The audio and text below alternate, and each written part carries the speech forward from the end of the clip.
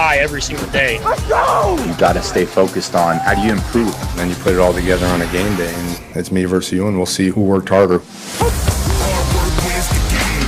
DeAndre Hopkins caught it! I can't believe it! Aaron Donald rips him to the turn. Come on! The chase is on. DK Metcalf catches him.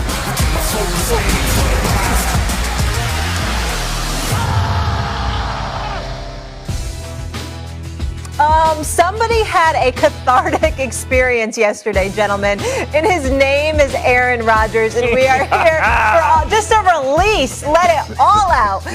Hi, Marcus Spears. Hi, Megs Kellerman. I'm Molly Karen Rose. Woof. Unreal, right? He put it on him. I mean, unbelievable. Okay, so here's what we're talking about in case you didn't see it. Outside of a retirement presser, I cannot remember a time when a Hall of Fame caliber athlete has had a more real, candid, raw, and thoughtful press conference. Aaron Rodgers did that yesterday. It was 30 minutes discussing in detail all the factors that led to his strife with the Green Bay Packers, some of which didn't even involve him. Take a listen.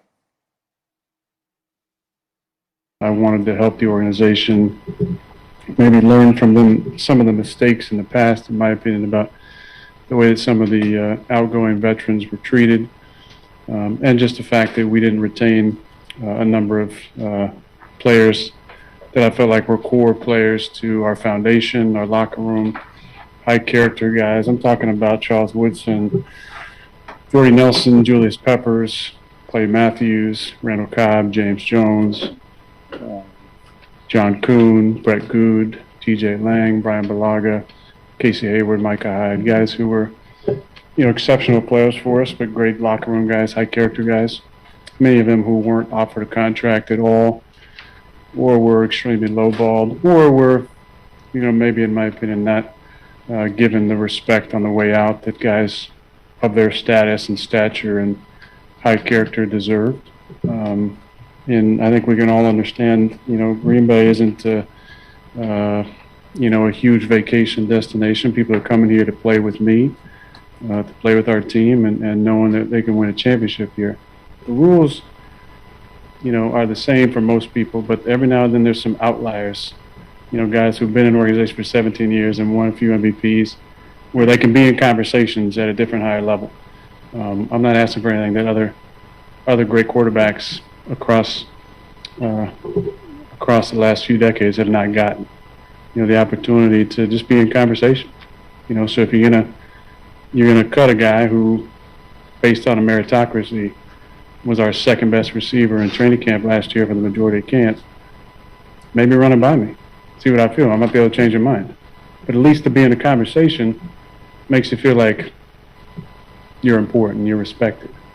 And that's what I tried to convey in February and for the first couple months.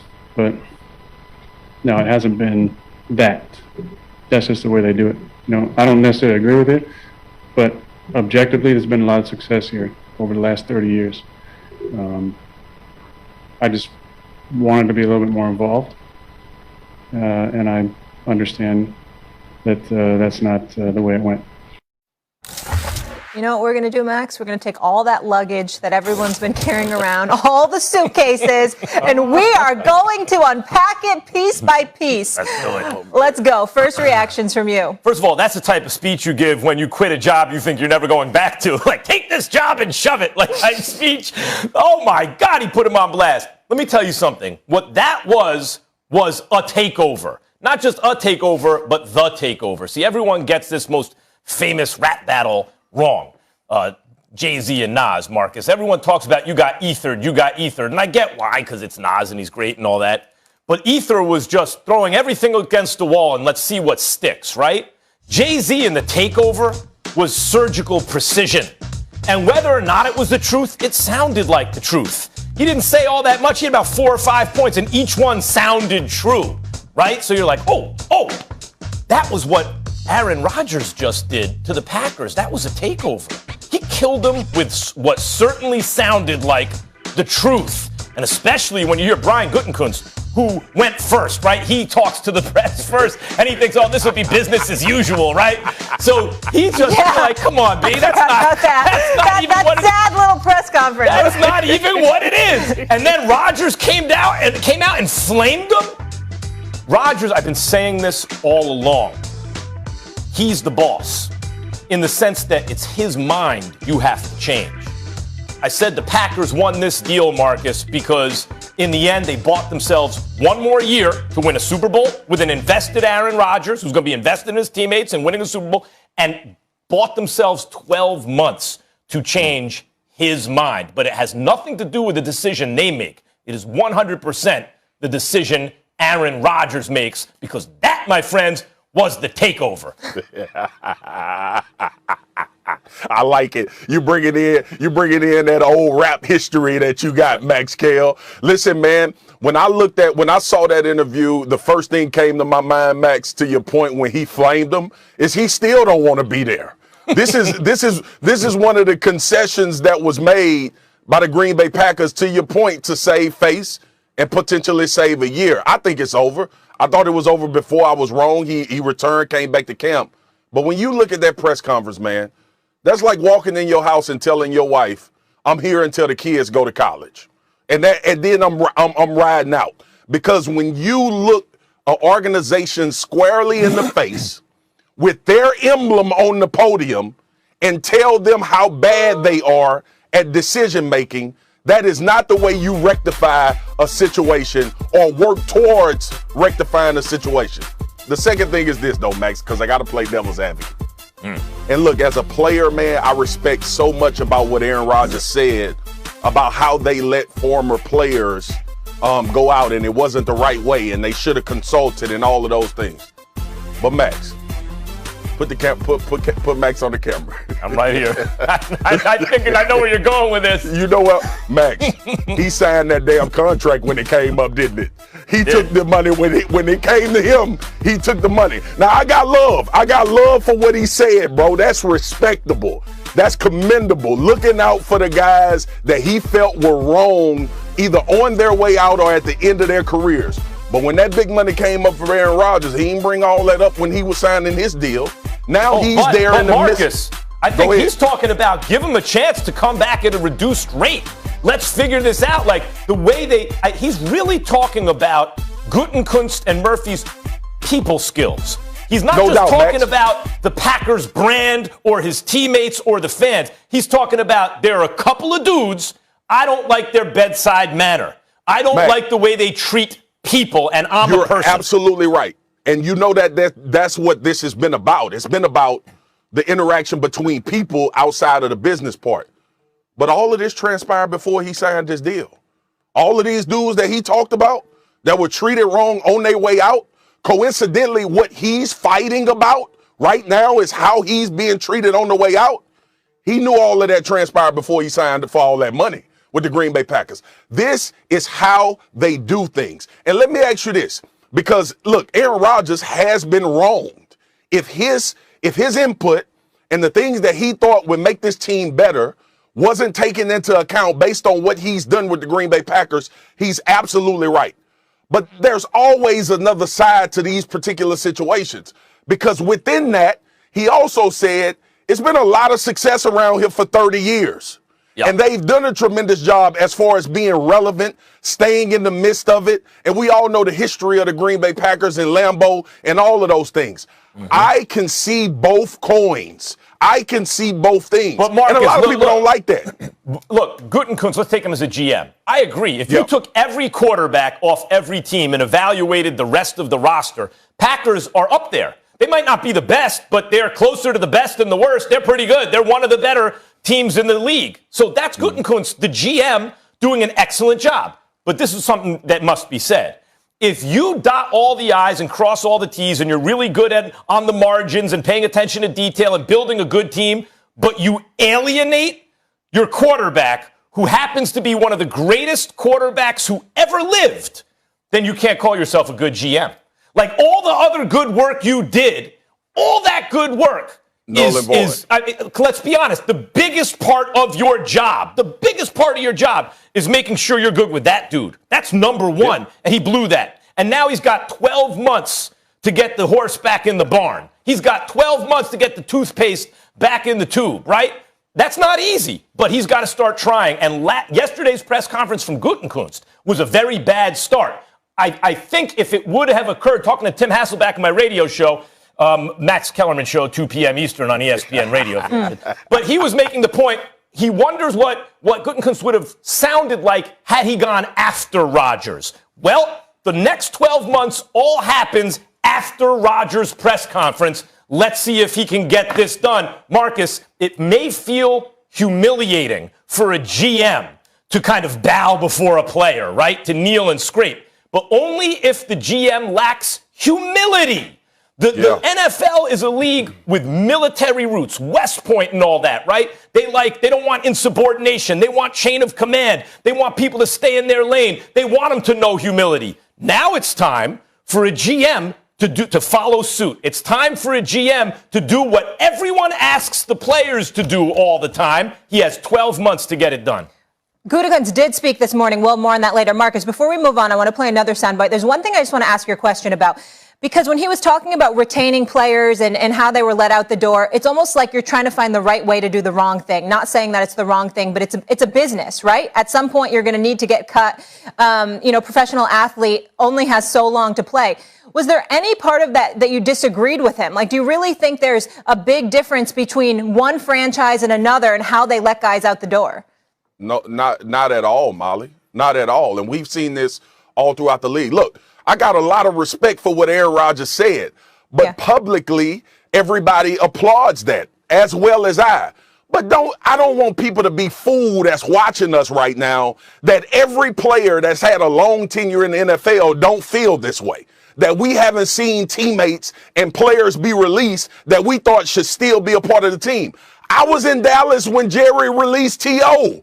For what? He had come off a 1,200-yard season and 10 touchdowns. Wow. Why would you let this guy go? We all had head scratchers in the locker room. We all were trying to figure out, why would you do that? Especially after you did so much to get him going against what Bill Parcells wanted to happen as far as him being the head coach. So we all have these stories. I guarantee every NFL player with 5 years of plus experience as far as playing and starting at a high level feels bad about certain guys that were released. One of the guys that I thought that Dallas let go, one of my vets when I came in the league, was Greg Ellis.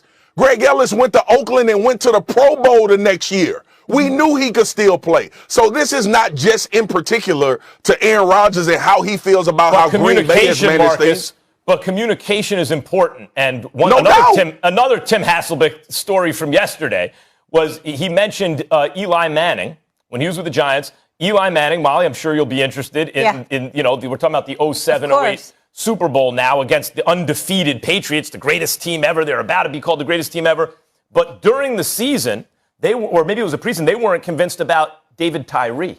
They thought he was the worst receiver in the corps, right? Yep. And Eli Manning was like, no. I like that guy. He's not the fastest. He's not the biggest. I trust him. He's where he's supposed to be. Yeah. He's a team guy. We should not get rid of Tyree. So you know what the Giants did? They held on to Tyree. And you know what Tyree did? He held on to the ball in the Super Bowl for one of the greatest catches in American history. If it touched a blade of grass, no good. But they won the Super Bowl because they had David Tyree, because they listened to their veteran quarterback. And Eli Manning was no Aaron Rodgers. But when he gave input, they took it seriously. They certainly weren't arrogant enough to tell him to get in your place. He deserves that. Absolutely, I just had to ask Aaron the question because I feel like I have so much respect for Aaron Rodgers right now and his heart and his character and everything that he showed. But there was part of me, I had a little pause. And I hate as a woman more than anything when someone calls you sensitive or emotional. And I said, is he being too sensitive or too emotional here in terms of just focusing on the humanity when it's really actually a business? So that's why I just wanted to clear that up with you, Marcus. But let's keep going. I want to play a very telling soundbite here where Aaron Rodgers caught himself. Pay attention. That's why I just have to focus on this season. And I love this team. I love the fans, and the opportunity to play on Lambeau Field has been a dream come true. To be in my 17th season is really special. I don't take that for granted. You know, Marcus, you saw this press conference and you were like, I'm on my boss-ish. I'm going to break out the new look, the fresh shades, because Aaron Rodgers got me hyped like that. Your reaction to that? He don't love the organization. That's number one. I know he said it later on. I believe later on he said he loved the organization, but he doesn't. And everything. Listen, we have this press conference from Aaron Rodgers, and we have a full offseason of Aaron Rodgers who got up there and said, I didn't say anything. That was the damn problem, that you didn't say nothing. You didn't say anything about what this franchise or organization did in particular to upset you and make you mad. But everybody knew. And then he talked about the reports. There were no leaks from my side. Well, somebody was telling Adam Schefter something because you confirmed every damn thing he reported about what was going on with you and the Green Bay Packers. But he don't love the organization. And I know this is, to Max's point, this is, I'm going to do what I have to do so I can do what I want to do. And that concession that Green Bay made, Green Bay has to be careful not to put themselves in a bad situation going forward, but also the concessions that needed to be made up until this point. They got Aaron Rodgers back in the building. He still don't want to be there, though. Well, once again, I have to give credit where credit's due, and that's to Tom Brady. Because, Molly, the reason that Tom Brady is the GOAT, something that you've pointed out a lot, and I may have underestimated, was his decision-making and his leadership. Because maybe those are the most, maybe that outweighs even Mahomes and Rodgers' athletic ability. They also have leadership and decision-making. But leadership and decision-making, Brady, nobody is as good as Brady, right? And he has led the way once again with his decision that, you know what, I don't like the way things are going. I'm taking pay cuts, basically. I don't like the way you're spending my money. You're not drafting well. I need more. And he wound up leaving. And once he left, and he did it a new kind of way. It wasn't Belichick's way anymore. He started being more honest in public, more candid in public. And I think that Rodgers not only saw what Brady did by leaving the team, but also saw the way Brady is interacting with the media and with the fans and his level of public honesty and candor now. And Tom Brady, obviously, to me, blazed a trail. And here comes Aaron Rodgers. That's a great point, because it's hard to live closeted, right, at some point. And they were at the golf tournament together, and it was very telling because Brady came out and said, essentially, that Aaron Rodgers is handcuffed. You know, he's not respected. He doesn't want to be there. But it sounded like Brady already knew what was going to happen. Yeah, I'm sorry, Molly. I believe 100% Aaron Rodgers wants a new place. He wants a new place. He wants, listen, the dude has put in major work. We've all talked and lamented about the great things he's done in Green Bay. Sometimes it's time for a scene change. And I think this one particular year that he decided to come back, that's why I don't agree with you, Max. I don't agree that the 12 months are changing his mind. I believe Aaron Rodgers' mind. I believe his mind is already made up. They got a shot. Because he's there every day. I understand that. But I think his shot is going to evolve somewhere on the West Coast or closer to where he wants to be. They're having a party in Denver right now. 1 year countdown to Aaron Rodgers. or they're crying. Obviously, this press conference was 30 minutes in its entirety. It was riveting. We'll play more of it later and react to it. But, guys, it's only the first day of training camp, but Patrick Mahomes Showtime things. Come on now. With his signature no-look pass, Mahomes' no-look passes took the NFL by storm in his 2018 breakout campaign. We're here for all of it. And obviously, we've been talking a lot about Brady and Rodgers, but let's not forget about this guy because he is something special. Max, when we're looking at the Chiefs, though, besides Mahomes, which player is really the key to their success? Orlando Brown Jr. I mean, I cannot believe the Ravens. I know Baltimore had to do some things. They had to get some relief and all this. You trade him to the Chiefs? Wait a minute. The Chiefs' offensive line was in shambles. People to the Chiefs. It was in shambles, right? Like, the reason they lost the Super Bowl, first and foremost, is no quarterback in the history of the Super Bowl ever been pressured on as many snaps as covered. They didn't have to bring any extra guys. No offensive line. So how do they fix it? And they also signed Tooney. That's amazing. Their left side is locked down. They got Blythe from the Rams. He may not even start. They're deep now, and they're good. And Remmers is good on the right side. But the best player is your left tackle. And you mean to tell me you bring in a premium left tackle from your maybe chief rival in the NFC, so to speak, chief rival in the NFC, and in the AFC, rather? Now, think about Patrick Mahomes. What we're going to remember from last year's Super Bowl, the plays were going to be all Patrick Mahomes. He was the most spectacular player in the Super Bowl while he was running for his life. Now, he knows his blind side's good. right? He has a Pro Bowl level blindside protection. Good Lord, what's about to happen to the NFL? Man, I got to give my boy Dan Orlowski some credit because he talked about this is going to be the best version of the Chiefs offense that we've seen. And to your point, Max, Orlando makes that happen. I'm going to go a little bit unconventional with my guy, Mecole Hardman. I think they need a second receiver to step up. I think he needs to be a five-tool player. Max, you love baseball. I think he needs to create for this offense because between Tyreek and Travis Kelce, we all know that they are going to have success, and Patrick Mahomes is going to be able to get them to rock. But I believe Mecole Hardman can be a game changer. He's explosive.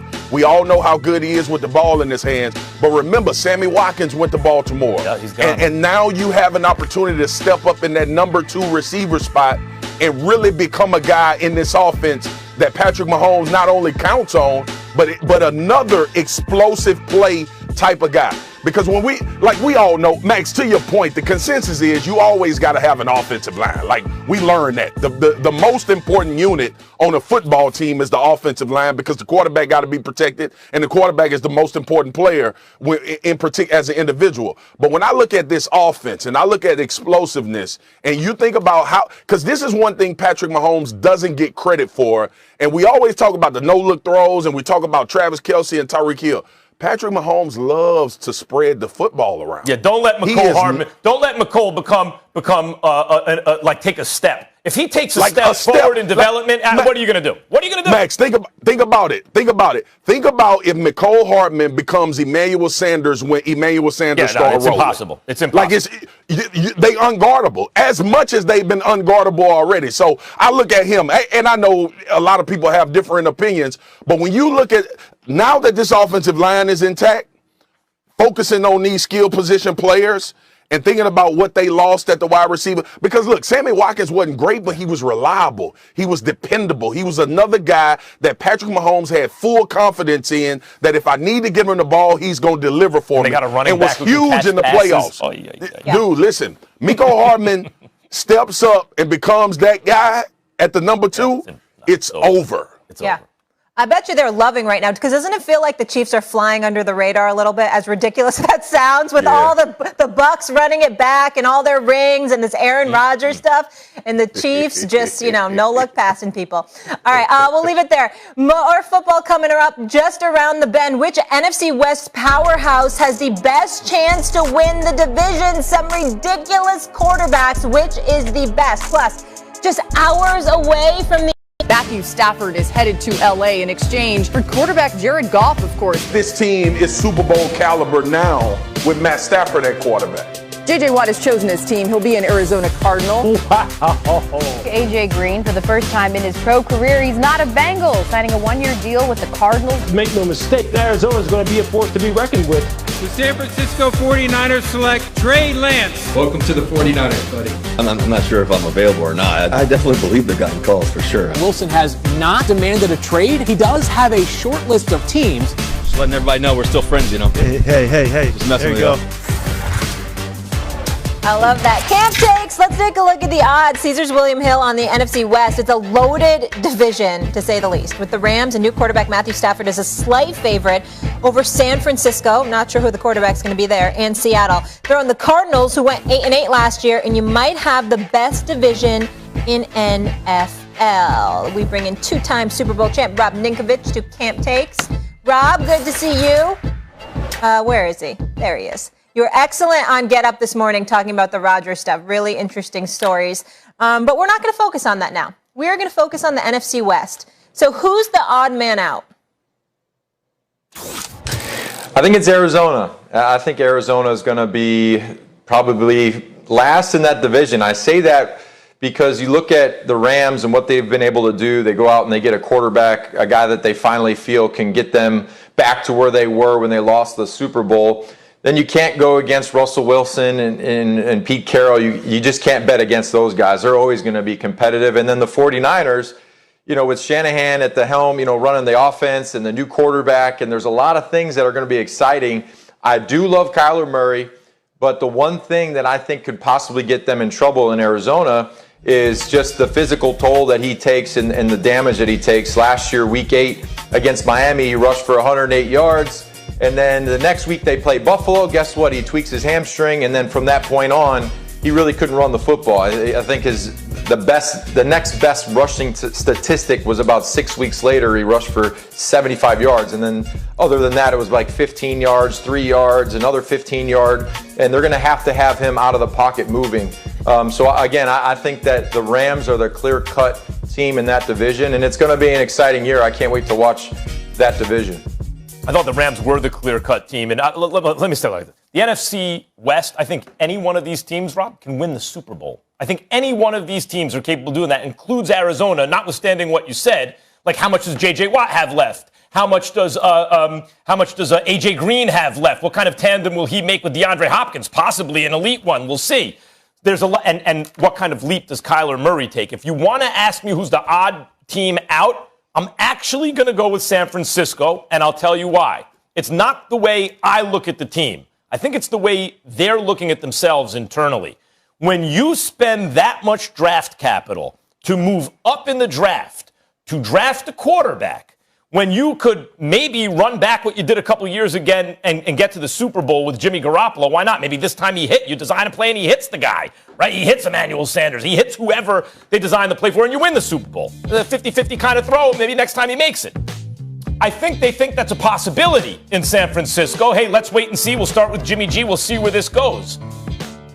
But do you draft a rookie quarterback who has a chance to start sometime in his rookie season if you think you're going to win the Super Bowl? No rookie quarterback's even ever gotten there, right? Not that it'll never happen, but I don't think that's your plan. So my sense is that in San Francisco, they think they're a little farther away than we do outside San Francisco. And for that reason, in a division where you could pick any one of these teams to finish first or last, Seattle's defense should be better. Cam Akers goes down. Normally you'd say, well, a running back shouldn't move the odds that much. But in an offense where you saw what he did with Goff and Gurley, what could he have done with Stafford and Akers? Now, that's not going to be there the same way. I think in a division like this, anyone could finish first or last. You make me choose who's going to be the odd team out. I'm actually going to take the Niners.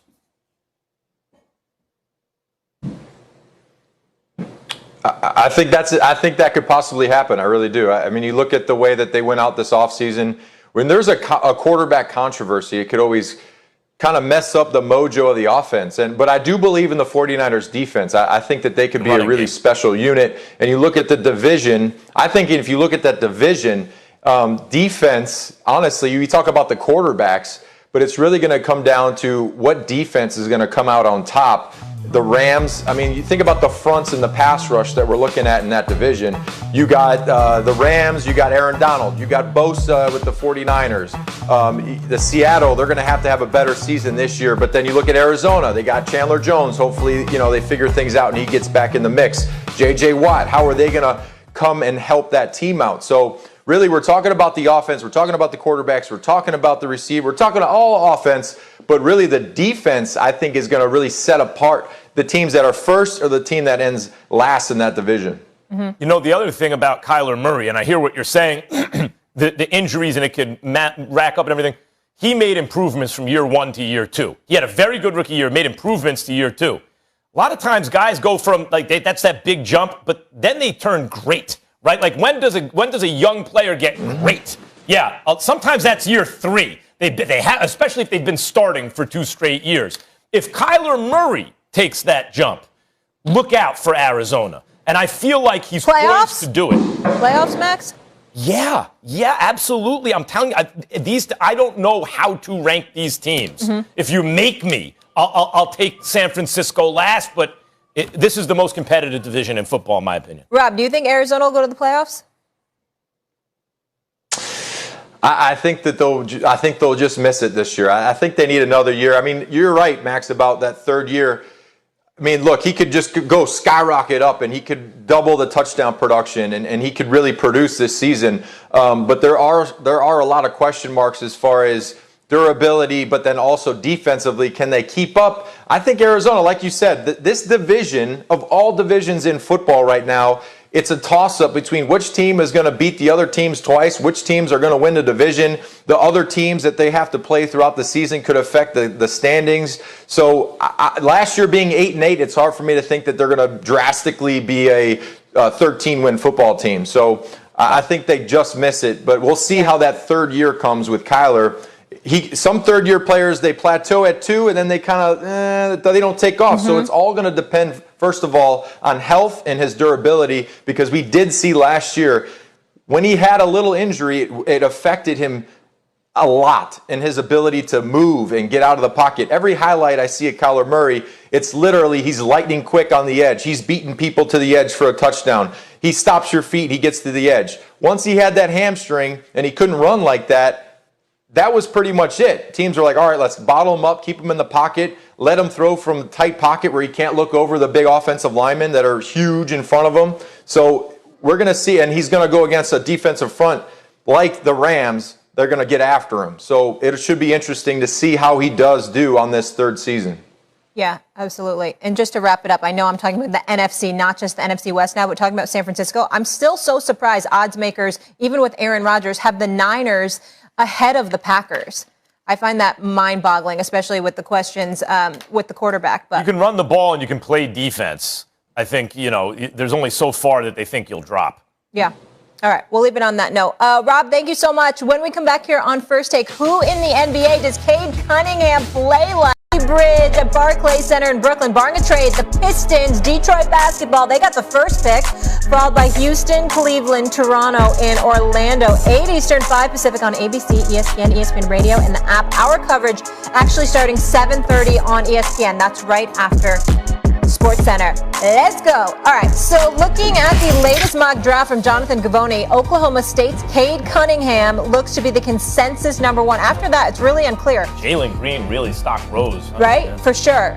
They've got him second, and then the Cavs take USC's Evan Mobley, and then the Raptors with Gonzaga's Jalen Suggs. So many Jalens. Shout out to my mother-in-law. Okay, we welcome in NBA insider and analyst Jordan Schultz. Jordan, so good to see you. Great to be here. Yes, excited. It's draft day. But first, you had some interesting news hot off the press. Yeah, so obviously it's draft day. You want to be strategic. Kyrie Irving is going to be firing Rock Nation, which is a pretty big deal. He's now going through his second agent in less than 2 years. And, it just happened. I'm not sure exactly what it means from a strategic standpoint. But it does matter when you think about the grand scheme of draft day, the Nets, and what Kyrie Irving wants to be. Yeah. Wow. I've only had 2 agents, but I know when you get rid of an agent, you're disgruntled about something. He's going through an agent a year. Yeah, and now, but that's something you're not happy about. Yeah, and Rock will have about 10 days to try and fix it, appease it. But Kyrie Irving firing Rock Nation on draft day. On draft day. It's interesting. It's a nugget. Timing is interesting. Remember Aaron Rodgers, what went down on draft day, but that kind of worked out. All right, so let's dive into some of those names because you got the knowledge and I want to know. So the projected board, let's start with Cade Cunningham. Why is he that consensus number 1? So Cade Cunningham is really the classic modern-day point guard when we think about size, 6'8", 220, and his ability to manipulate pick and roll. Now, when NBA teams look at Cade Cunningham, they see a guy that plays the pick and roll 3 ways. He has his man he reads, then the next read is the drop man, the big, the guy in help coverage, and then now as a result of being able to do that, he's now able to get downhill and create 2-on-1 and 3-on-2 condensed half-court situations. That's where you see the lob, the dunk shot. He has a really good stop and pop game. His pick and roll floater is very good. He has got that size and strength to finish, and obviously extremely unselfish as well. So Cade Cunningham, from the full package standpoint of manipulating pick and roll in the half court, which you need in the playoffs, as we saw, he has it. So who's the comp? He's good. If he goes number 1 overall, who's the comp in the NBA right now or ever? Well, I see Luka Doncic. I see a lot of that. Unselfish, same size, similar length. Pedigree for Cade Cunningham is elite. When we think about Doncic, he was 18. He wins the EuroLeague MVP. That will never happen again. Cade Cunningham has been the number 1 player in his draft class for the last 3 years. He has maintained that throughout a lot of pressure, a lot of really good players coming up behind him, and he has been that guy. And like Doncic, he's able to control the game without scoring, and also when he has the ball in his hands, he doesn't need to have that elite quickness. He has that great pace and 3-level scoring that you need from an elite point guard. You mentioned Luka was supernaturally confident and mature. And you think Cade fits into that profile? I do. I think he is the full package. And when you talk to people around him, they say, great kid, worker, wants to be great. Now, we hear that a lot during the draft. Yeah. But Cade Cunningham is the full package in terms of what you would want if you're the Detroit Pistons. Okay, so tell me this. Tom Gore's team, the city of Detroit. They need it. We need 11 guys named Jalen in this draft, and Jalen wants Cade. Right? No, but honestly, with talking about Cade, like how much of a difference maker is he? If they get him right now, are we talking playoffs? No, not playoffs, because that roster still is depleted. Yeah. But he now gives you the path 3-4 years down the road of elite young player. Guys will want to come play with him because he's so unselfish. And I think he's the kind of player and human that Detroit needs. You know, the Pistons haven't had for 10, 15 years since Chauncey and Rip and Tayshaun. They haven't had a franchise cornerstone. That's Cade Cunningham, and that's why he's been so talked about for that number 1 pick for so long. All right, so the Lions, back to the Lions for 3 or 4 years. That's quite a comp. Yeah. Lions is another story. Yeah.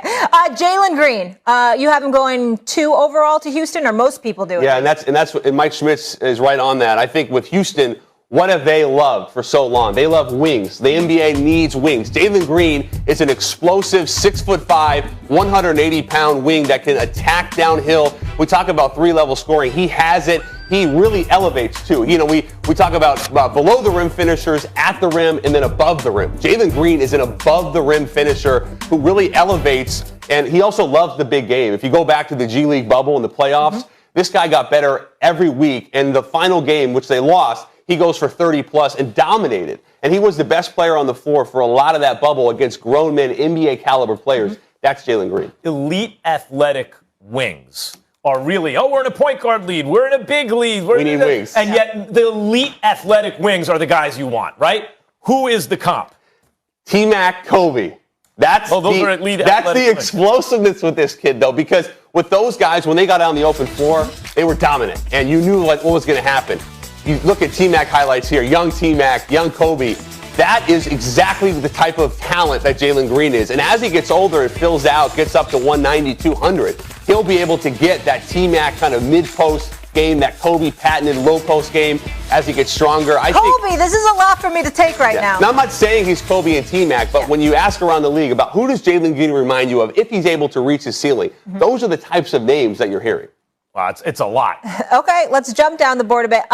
Jordan, tell me what you know about Scotty Barnes. Scotty Barnes, this guy has a lot, from an offensive standpoint, maybe the most exciting player in this draft. Great footwork, 6'9", 7'3" wingspan, extremely long. Didn't shoot it super well at Florida State, but really good mechanically as well. Leonard Hamilton, their head coach, has talked about Scotty Barnes as being one of the most unbelievable players he's ever been around. And Scotty Barnes is also that kind of kid with a 3-level ability. You see the stop and pop game, the ability to get to the basket.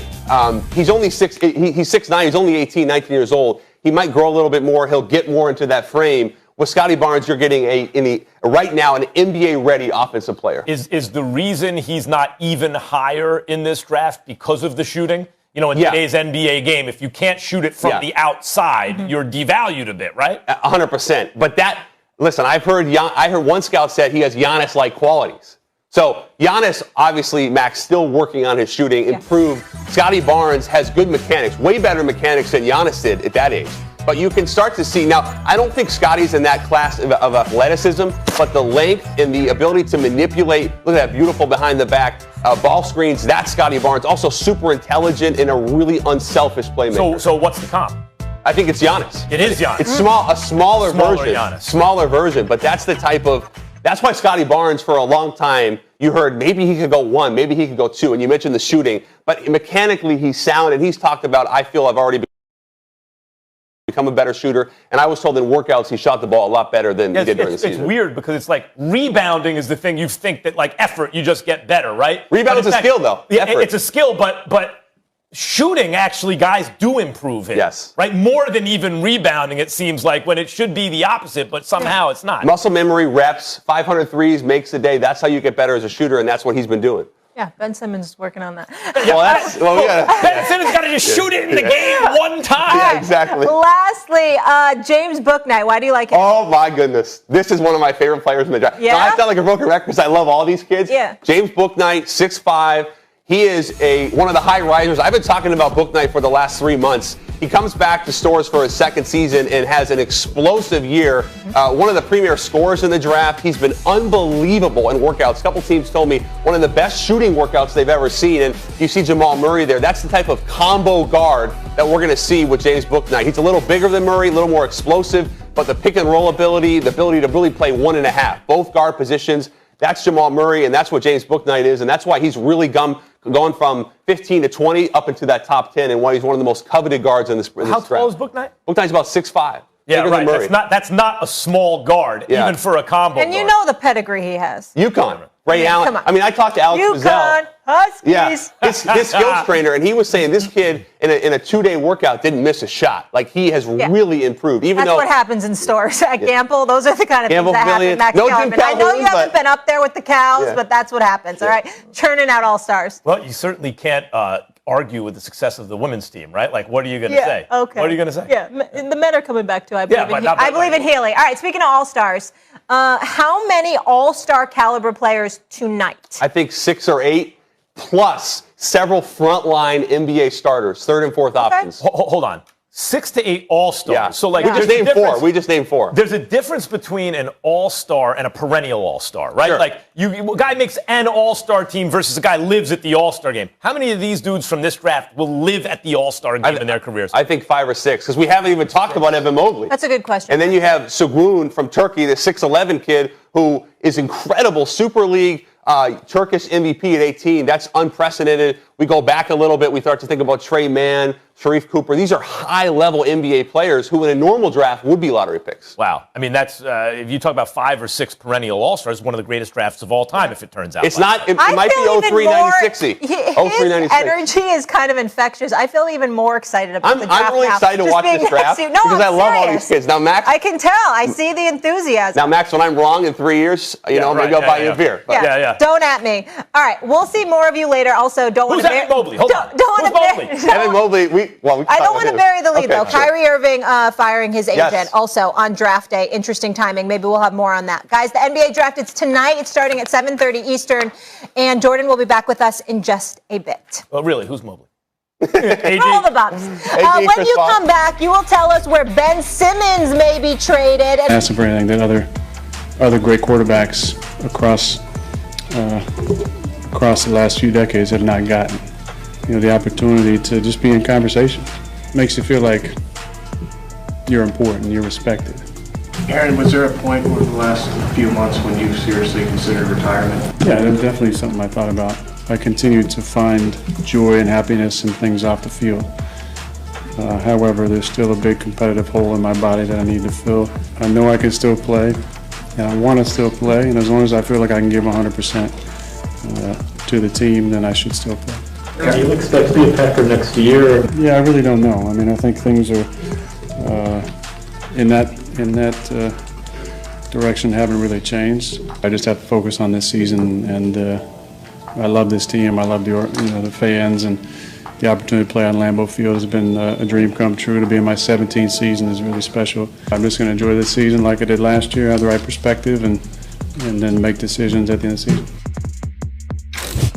a whole nother level of respect for that man now. Outside of a retirement press conference, I cannot remember a time when a Hall of Fame caliber athlete had a more real, candid, raw, and thoughtful presser. Aaron Rodgers did just that yesterday. No script. This was 30 minutes discussing in detail all the factors that led to his strike. Here's his GM with the response to the response.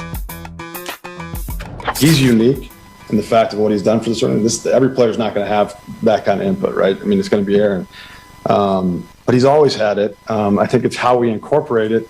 And at the end of the day, it's really no different than some of the other people in our organization that have opinions about what we're going to do. At the end of the day, I'm going to take that in, and then I'll make the decision, and we'll move forward.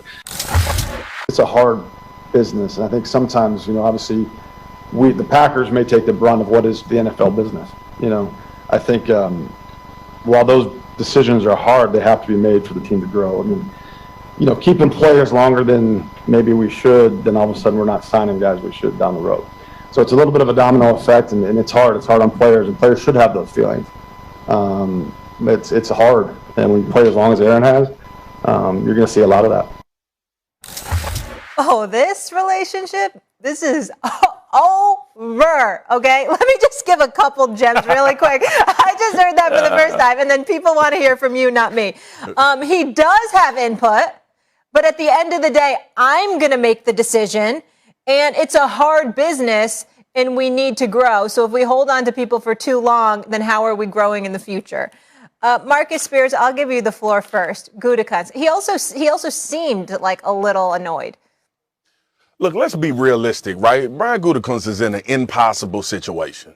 Like, it became him versus Aaron Rodgers, and you're not going to win against Aaron Rodgers, especially in this particular situation when we're talking about a Hall of Fame quarterback and a guy that's done it at a higher level than most of the people that's ever played this position. And then when you get the brunt of being the guy that messed it up with your decision-making and not communicating with Aaron Rodgers. So he's in an impossible situation.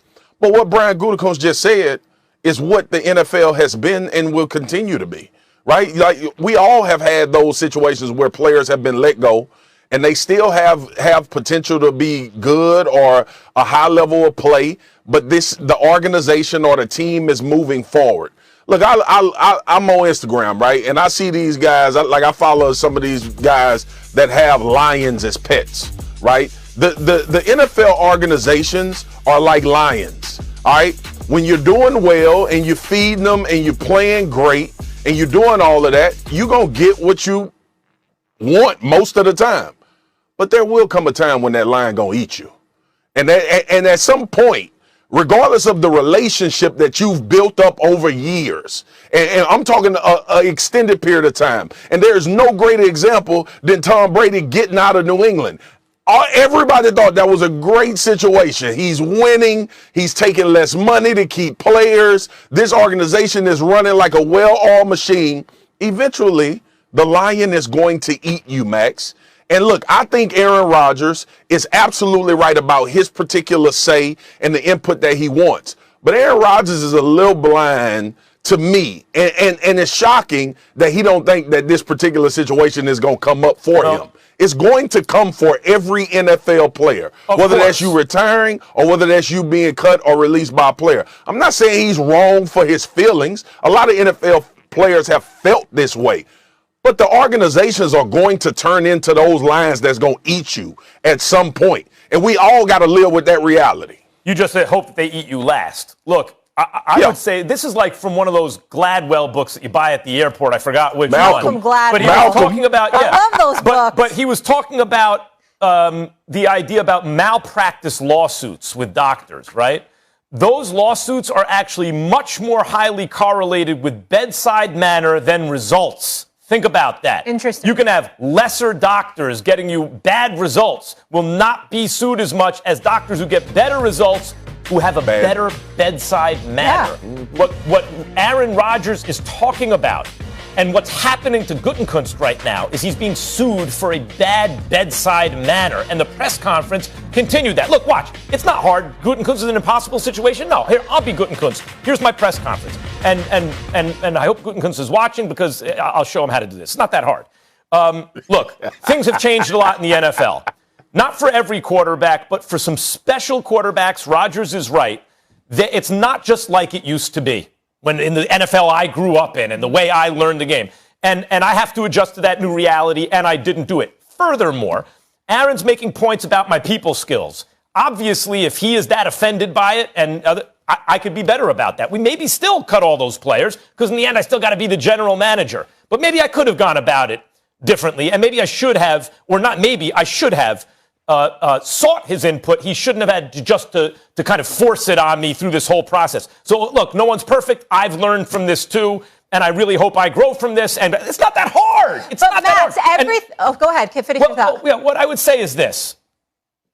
The GMs, I brought it up earlier, football has its roots. It's a military game, right? It's a war. It's a metaphor for war. And it has its roots in West Point, not just in the Ivy Leagues. And they value the chain of command, and they really don't like insubordination, and they like everyone to know their place. But that's front offices telling players that since the dawn of time, right? Well, it has changed enough now that the GMs have to show the same humility at times. It's very few. Tom Brady Aaron Rodgers, Patrick Mahomes. Those are the only three it applies to at this moment. Maybe not even Russell Wilson. Maybe he's edging towards that, right? But right now, that's it, guys. That's it. And so even sometimes, not just GMs, but owners. Look, ask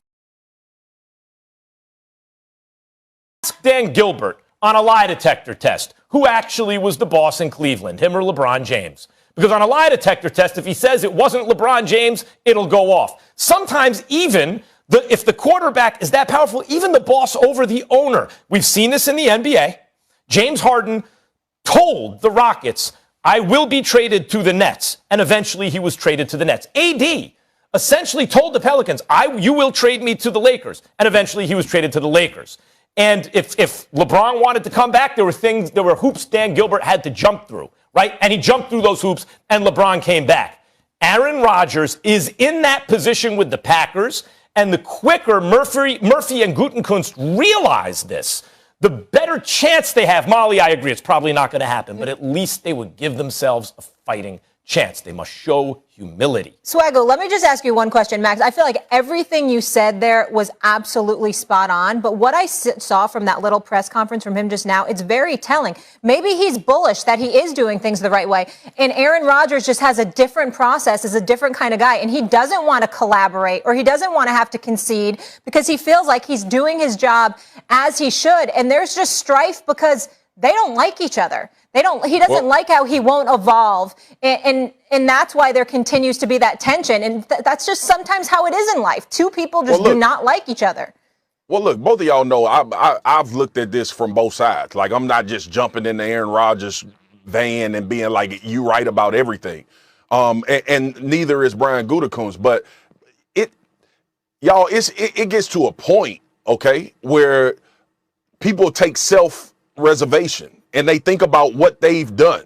And I get what you're saying, Max, about Brian Gutekunst and what he should say, what he should do. But he's also looking at it from a position of we're having success. And I know Aaron Rodgers is a big part of that success, but a lot of moves that he's made have turned out to be pretty good for the Green Bay Packers and good enough to get them one game away from the Super Bowl. So I understand that Aaron Rodgers is in that position. Player empowerment is great. Like not everybody, but we're in agreement, Max, because we've been around the game so long, and Molly, that these guys need to have more of a say. And this is a particular situation with Aaron Rodgers because we're talking about one of the greatest ever. Like, we're not having this conversation about just a quarterback that's played good for a number of years. We're talking about one of the guys that's done this job at quarterback better than most of the people that's ever played the position in the history of the league. So now that we have that out of the way, Brian Gutekunst has two jobs, right? One job is what Max is saying, collaborate and talk about things that need to be talked about and agreed upon between both of these guys. And Molly, you make that point too. All right. But that might not be how Brian Gutekunst wants to do it. And if he doesn't want to do it, we can all call him stupid for it. We could all say you should just concede. But ultimately, when you start talking about, that's what I'm saying, Marcus. Exactly what you're saying. That he doesn't see eye to eye. He doesn't want to do it that way. He wants to do it his way. And Aaron Rodgers wants it his way. And that's why the Frank Sinatra song, it's not going to work. And that's why we saying on both sides, both of these guys are trying to do a job. I'm not willing to just say Brian Gutekunst is the worst GM because he didn't collaborate with Aaron Rodgers. I'm not willing to say that he should be ousted because he didn't collaborate with Aaron Rodgers. Yes, he got this particular situation from a communication standpoint wrong. Okay, but ultimately, this guy is doing his job at a high level. It goes back to what you said about Gladwell's book, Max. Like, give me an a-hole doctor that's gonna keep me alive. I would rather that than you to nice me to death. Okay, like I'm just that particular person. Like, I want the best guy, right? And I'm not saying Gutekunst is the best GM in the league. Well, but he's this is what a hell I would of a say, job. Marcus. I think he's very good at everything except the most important part of his job. Now, if he was the GM for a team with Derek Carr or Baker Mayfield or Matt Ryan even, or Matt Stafford, some of these are more talented quarterbacks than others, but they're all middle of the pack in some way. They're not elite going to the Hall of Fame. They're not bad. They're not just starters. Some of them are franchise quarterbacks. If he was the GM of a team with a quarterback like that, fine. Hey, this is the way we're doing things. That quarterback's got to get in line. If you are the GM of a team with a quarterback named either Aaron Rodgers, Patrick Mahomes, or Tom Brady, and maybe one of these guys, maybe eventually Justin Herbert or Trevor Lawrence, or if Deshaun Watson could get over the off-the-field issues, if they're resolved, someone like that, right? If you have a special outlier, which is a word that Aaron Rodgers used, quarterback, in that case, your job, first and foremost, is to make sure that guy's okay, that your relationship 100%. with that player is okay. And that's what he failed to do. But the last thing I'll just say that was really telling, Marcus, is he said he does have input. He does give us input, but I make the decision. So it sounds like he doesn't like his input or doesn't use it. Well, Rodgers is saying he doesn't. Rodgers is saying they wouldn't listen to him. Well, then they're disagreeing on that because he just came on TV this morning. That's, Molly, that is a very good question. And he said he does get it. He does give input. I would love to get Gutekunst and Rodgers on the record about that. Aaron Rodgers is saying he's giving, you guys don't want his input. Yeah. You seem to be implying that, in fact, he's given you input and you've decided whether or not to take it. He's claiming you won't even listen. What is the truth? Yeah, and then he's almost too attached to the past and not looking ahead to the future. If you're not listening, if you're Brian Gutekunst, you're stupid. That's not even a conversation to what you're saying, Max, about Aaron Rodgers' input. If you're not listening to him, you're stupid. That's what that boils down to. If you don't listen to LeBron James about who to bring on a basketball team, you're stupid. The dude been in the finals for 11 years. The point is, though, and what Molly is saying as well, at some point, Brian Gutekunst got other jobs to do. He has other people to answer to. He has other responsibilities that have to transpire. And to take the point of him Aaron Rodgers putting input in him not listening, he just brought in Randall Cobb because Aaron Rodgers wanted Randall Cobb there. Yeah. Well, so now things are going to change in a hurry. It's going to change, right? He learned that point. So I'm just saying, Max, two things can be true. I'm not killing Brian Gutekunst for doing his job badly. I will kill him for not listening to Aaron Rodgers' input. And I think you're right. They can both be right. But at the end of the day, if you're not managing the relationship to keep Aaron Rodgers, then what do you have? Then you're not in those NFC Championship games. So that's Molly, the last one. All right, I'm being told we have to Molly, wrap like 80 times. He's a complicated fellow. Right? They need him. That's the last straw, right? Then you don't get anything. I mean, Jordan Love, but I don't know. No disrespect to him. This ain't all right, that guys. hard, Brian. Ed Reed is one of the greatest Baltimore Ravens of all time. Does he believe ESPN NBA insider Jordan Schultz back here with us on draft day. Gentlemen, we're going to put on our GM caps. Well, you are. I'm not. And we're going to talk about the trade rumors because they're always flying. Now, I need you to pay attention to my wording here, Max Kellerman. Right. Which team needs to make a trade? Ready for this? Yeah.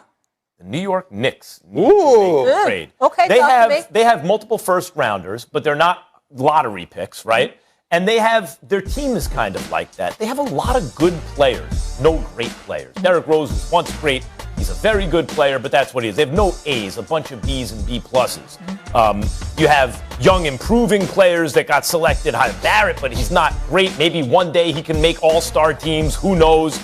Julius Randle, we saw in the playoffs, is at best a third best option on a championship caliber team.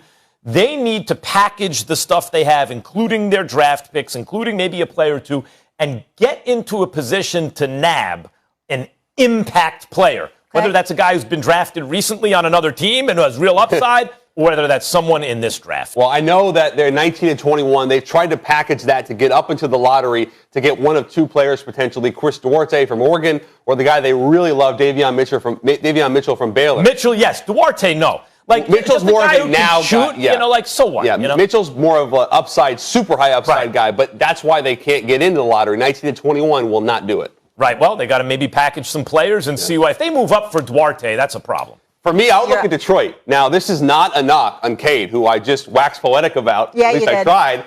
But think about what Boston did a few years back when they traded from 1 to 3. They weren't sold on Fultz. They loved Tatum. They knew they could get him. I said then he was the most offensively polished player in the draft. That was a great pick. If you're Detroit and you have a very depleted roster, why not look at maybe moving down 1 or 2 picks with Houston or Cleveland? Pass on Luka? Okay. Maybe, yeah, but if you can get Mobley or Jalen Green, who we all believe are pass on Luka to get Kobe or AD? Yeah, exactly. Or McGrady. And add more capital. That's a really interesting play. Now, I think it's unlikely. I know they've listened to talks. They weren't 100% sure that Cade was the guy, but it is something to consider if you're the Pistons. So you're saying Cade is not appreciably, he's not of a different level player than Mobley or Green? I think Cade, Green, and Mobley are all in a very special tier by themselves. Interesting. Okay, because a lot of people, it seemed like he was head and shoulders above the pack. I think it's like 1A, 1B, and 2. I like that. Okay, Max, who will make a trade? Okay, ready for this? I think the Warriors are going to make a deal. Really? Because Why? they have a very shrewd front office. Because Klay Thompson's coming back. Steph performed at MVP level. Draymond's getting a little long in the tooth. They have 2 lottery picks. Yeah, they have Wiseman, who's like a lottery pick, but he's got a year less control, but a year more experience. They have some guys who can play, like Poole and Pascal. They have some guys on the roster, but they don't really have that third awesome piece to go with Steph and Klay. And in the NBA, you never want to break a dollar into 4 quarters. But if you got 4 quarters, you can go find a dollar, you go do it. So like my rationale for the Knicks, I think the Warriors have so much good stuff. They have a surplus of assets. They're going to go get something great. I like that. I'll also look at the Philadelphia 76ers. We're back to Ben Simmons. Now, I don't think it's going to happen tonight. I've been told around the league that Ben Simmons will get traded, but Philadelphia, Daryl Morey specifically, feels like let's let his stock come back to earth a little bit. It dipped so much, it plummeted during the playoffs. He's still a very good player, a very young player, but Philadelphia knows that Embiid is the guy. So look at Dallas. Dallas is a really interesting potential trade partner. Kristaps Porzingis needs a change of scenery, as does Simmons. And wait, Porzingis for Simmons? I think that's so. Really you're going from 2 teams with like unbelievable point guard center combos, Simmons, Embiid, and Luka Doncic, and you're creating twin towers with Embiid, Porzingis, and 2 point guards with Luka and Simmons. But I would, and this is not an insider. I'm just saying this is what I like. If I'm both teams, both teams need a new start, or both players need a new start. But if you're Dallas, you don't need to play Simmons in the same role. He can play off the ball as well as a cutter, and also alleviate some of Luka's ball handling responsibilities. Think about it, Mac. It's not that crazy, and the salaries match up pretty well, Molly. That would be devastating combinations in both towns if Porzingis stayed healthy. No. Where should he be traded? Okay, I floated this a couple weeks ago. I'm looking at Portland. Lillard wants out at this point, pretty obviously, right? Yep. Now, you got to slow down these high-powered Western Conference offenses, and they can't do it with that small backcourt. And this involves also moving your bigs. But the first step is, what can you get for Lillard? I think you could probably get Simmons, Thibault, who's second-team all-defense already, who's going to be, maybe this year, the best defensive player in the NBA, and maybe hold that position for like 5 or 10 years, right? Like, he's special defensively. You probably get Simmons, Thibault, maybe Maxey, and draft picks, something like that. And it's worth it for Philadelphia because they bring in a superstar who paired with Embiid and then, lesser Tobias Harris. You have more of an answer to Brooklyn if Brooklyn's healthy. All right, last one here, quickly. Give me a sleeper or a GM. I mean, a GM or a gem, excuse me. I mentioned Sengun. I'm going to go with Josh Giddey. He's a gym sleeper hybrid because he's been talked a lot about Memphis at 10. He has risen over the last 18 months. He's only 18 years old. He's the youngest player in the draft, Australian kid. You mentioned Thibault. He didn't make the Australian team, but he went up against Thibault in workouts, and it was really good. And Matisse talked about that. I think with Giddey, you're talking about a 6'8" point forward who handles the ball extremely well, very athletic. He was the rookie of the year in the NBL where LaMelo and RJ Hampton were. He does not shoot it particularly well, but he has good mechanics again. He's a worker. He's a learner. And everything about him that I've heard is that Josh Giddey is going to be a really, really good NBA player, if not an all-star. He's a sleeper gem at 10. I love the Australian. After Schmitz went on the air earlier and talked about Davion Mitchell, I don't know if this qualifies, but I'm going with it anyway. When a guy named D. Mitchell, an undersized scorer named D. Mitchell who wears number 45 is available, draft him. D. Mitchell, number 45, draft him. Like, it's the same sort of thing. He's a great defender. He can obviously handle. He's a little guard. He plays bigger. And he can shoot. What else is there exactly? What else is there? And 2 years ago, he was buried. Davion Mitchell was on the Auburn bench. Transfers to Baylor, becomes a national champ, and one of the premier players in this draft. I love that call, Max. Absolutely. Jordan, this was a lot of fun. Great chopping it up with you. Enjoy the draft tonight. Enjoy the draft. Yes, and hopefully we will see you soon. Hope so. We'll do this Thank again. you. All right. When we come back, who will cross ESPN all week? We are unveiling the highly debated player ratings in the popular video game Madden 22. So today we're breaking down the top 10 safeties. Take a look at this list. It looks better. It looks on camera. Take a look at these right now. We got Tyrann Mathieu. He's 95. Coming in at second, Budda Baker, 93. And Devin McCourty at 92. All right. People getting to hear our commercial break combo, Max. It's all good. I guess we're having fun. Derwin James on the list. Right. We welcome in Super Bowl champ, Hall of Famer turned Madden ratings adjuster Ed Reed to discuss this list. Hello, Ed. Thank you so much for being with us. How you doing? How you doing, Molly? I'm good. How y'all doing? What's up, Max? Good to see you, GOAT. Right, I didn't see my name on that list. I know. I'm sure you got a couple more years in you. Hey, real quick. By the way, you had a 99, didn't you? Didn't you have a 99 on Madden? I had a few 99s, Max, and I'm waiting on my chain from Madden right now. They're giving out these chains. You know, I need that. Okay. We got turnover chains out there, all this stuff. Come on, hook me up. Yeah. Before we get into it, I just need to give you a shout because I heard Ed Reed Park is up and running, and that you built a playground. Yeah, it's actually called and the Parquet Park. Okay, but there's turf, there's basketball courts, playground, and I just want to say I absolutely love that you did this because it's so important for kids to have a safe place to play and get outside and not just be sitting in front of video games and except Madden and phones and all that stuff too. No, but really, really great stuff by you, Ed. So I just wanted to say that. If there's anything else you want to mention about it. It's not the video games that's the bad thing. You know, it's the stuff that take them away from, you know, achieving goals that they can achieve, the things that would distract them, the drugs, the bad company, you know, those things, gun violence, you know what I'm saying? So you need to give them an outlet. That's all we was trying to do with my foundation, A. Reed Foundation. You know, so Molly, I appreciate you bringing that up.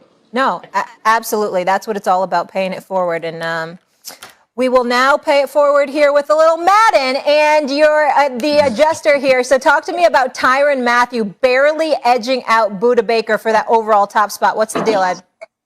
I think he should be higher. I really think he displayed the top safety in the league. I don't know about the 99 rating because who knows how they rate, you know. So, but I think Tyrann was definitely the number one safety, you know, for what he's displayed across the league consistently. You think Metcalf chasing him down kept him from getting Budda Baker from the number one spot? Hey, that might be it. That might be it, right? You definitely can't give him speed 99. Not after that. It's the all around, you know, you got so many good attributes about a lot of these safeties. You know what I'm saying? It's just the consistency is the key. Right. You know, it's the consistency, whether it's being a playmaker, disguising, being effective on the football field, communicating with your guys. It's got to be consistent as a safety. Ed, speaking of Tyrann Mathieu, not everyone can have a nickname as sweet as the Honey Badger, right? But right. what's the best nickname in the NFL right now? The best nickname in the NFL right now? Oh, man. That's tough. It is a tough one. That's a tough one. I can't even think of one. That is a tough one. Yeah. That's a tough one. Who you like out here? I actually think it's the Honey Badger. I think it's the best. It probably is. Right the Honey Badger. It might be the only one I know, man. There's more in the NBA, right? There's definitely more in the NBA. All right, tell me this. So obviously you were one of the best to ever do it with the Baltimore Ravens, and the AFC North is totally stacked. But do you think your guy, Lamar Jackson, this Ravens team has the potential to win a Super Bowl? Yes, no question. No question about it. But it takes an organization. Lamar's not just by himself. You know, I know every time we talk about the Baltimore Ravens, there's always Lamar got to do this, Lamar got to do that. Mm-hmm. You know, and even when I was there, you know, in Baltimore, we understood that it took a team. And I know Baltimore understands it takes a team. I know with the leadership of Coach Harbaugh, they understand that. But it truly takes everybody. You know, Lamar does his job. You know, you got to get others around him to do their job consistently as well. Lamar has all the ability to be a Super Bowl winning quarterback, but he can't do it by himself. Ed, we're going to put you on the spot. Since it's live TV, you're going to have to answer the question. Just talked a little bit Ravens. We talked a little Ravens. Yeah. Who's going to get farther this year? The Steelers or the Browns? Man, that's funny. The Browns. Mm-hmm. It's actually a very tough question because the Browns have been getting better every year. I honestly worked both of their games last year, and I thought Cleveland would win those games, but Pittsburgh still hung around, man, and there's something about those Steelers and that organization that stays consistent, and they always figure it out. They even had a chance last year as the season seemed like it was crumbling, so that's going to be a battle. Truly going to be a battle, but I got to pick Cleveland, man. I'd just rather see them win. The hatred for the Steelers runs so deep that you can't. No, it's not that. It's not that at all. It's just I just like what they've been building, and I got a little connection with some of those guys over there. I remember when Ben came and I talked to their rookie class. So just as a football fan, I want to see them be good. Ed, tell me this: who would you want no parts of tackling right now? Ooh, there's a couple guys that's on that Tennessee team that's going to give a lot of people in the NFL trouble this year, from the backfield to the receivers. So there's a lot of guys. I wouldn't want to see Aaron Donald with the ball. I know he's on offense, but that guy there is a true monster. But come on, that Henry guy running that ball over there. King Henry, yeah. Who was the toughest in your day, Ed? The toughest? Oh, my God. There was a guy from Michigan State that played running back, Terrell Duckett, TJ Duckett. The Giants had Jacobs, who was a monster. Thunder and lightning. And one of the best nicknames, a Hall of Famer, Max, the Bus. Oh, yeah, sure. The Bus is a great one. You're right. There we go. It came full circle. We go all-time nicknames. You're right. Yeah. The Bus is tough to beat. No question about it. Man.